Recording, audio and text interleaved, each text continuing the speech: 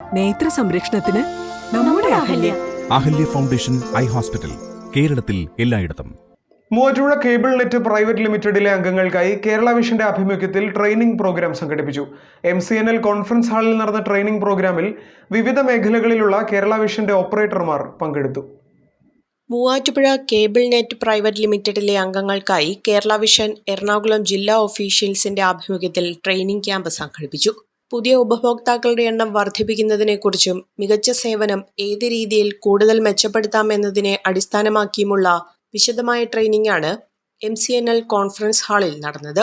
MCNLലെ വിവിധ പ്രദേശങ്ങളിലെ 40ഓളം ഓപ്പറേറ്റർമാരാണ് ക്യാമ്പിൽ പങ്കെടുത്തത്.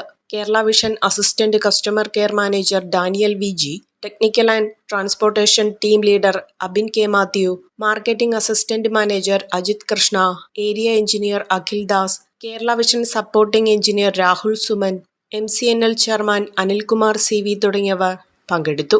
കുറഞ്ഞ ചെലവിൽ അത്യാധുനിക ആരോഗ്യ പരിരക്ഷ. MCS hospital, Muvattupuzha.